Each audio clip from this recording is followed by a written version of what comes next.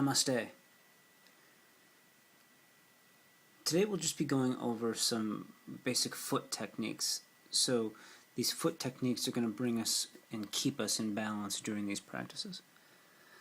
So let's start off just really feeling both heels and both toe mounds as much as you can. Remembering here that you're in the Earth Chakra, and that is even easier to feel here than in other places. Step one and then the other foot out. Get as wide of a stance as you can.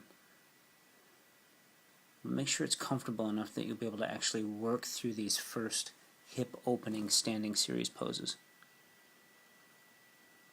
I call this star asana for obvious reasons. Turn one foot out.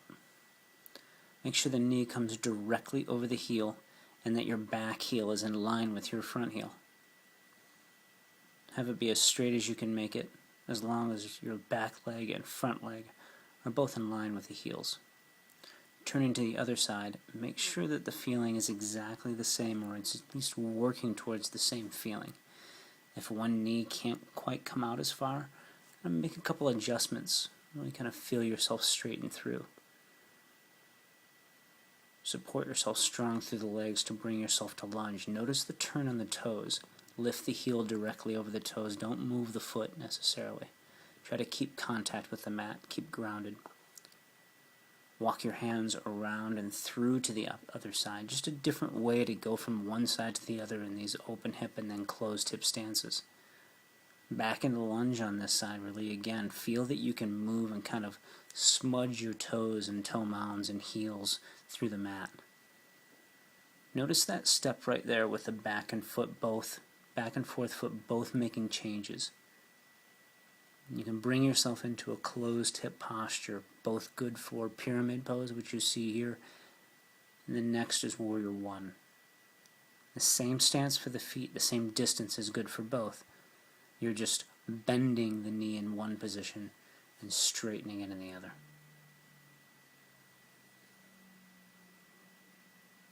Remembering here that it's really all about the quality and the technique of your grounding through your feet and through your hands. So every time you touch down on the ground, make sure that your hands and feet are being extremely intentional. Of course, you are being extremely intentional through your feet and hands. It's been proven time and time again that the mind is everywhere in the body.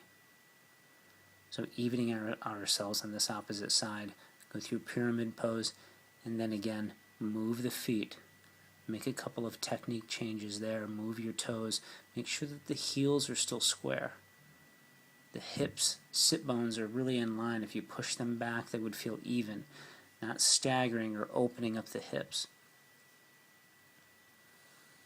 As you can see here, the heel is still lifted up a bit there. If you can, try to get your heel all the way to the ground. That's a sign of a tight Achilles. From here, you see the foot widening. Go directly into the hip opener Trikonasana. And even though you can see that this video is slowed down, but take your time. There's no rush from one posture to another. Here we took the time to show different specific spots and slowed down. For your own practice, just take your own time and make your own cadence based on your breath. You'll find that different feelings come about the body as you're moving along with your own timing and with your own breathing. It's a lot more interesting that way. Bring the hands all the way up against Star Asana. Trikonasana on the opposite side. The stronger the legs can be in this posture, the straighter the spine can be. So here the technique really is strong legs. Keep the feet and toes open, spread the digits open.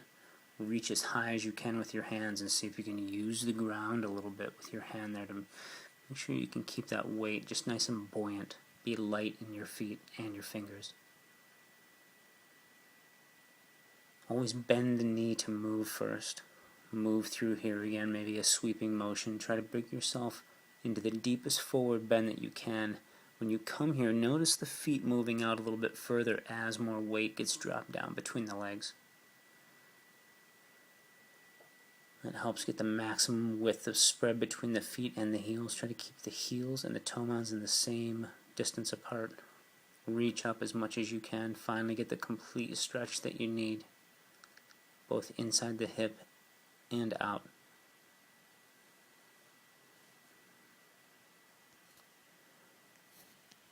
Once it's time to return to Star Asana, I bid you namaste.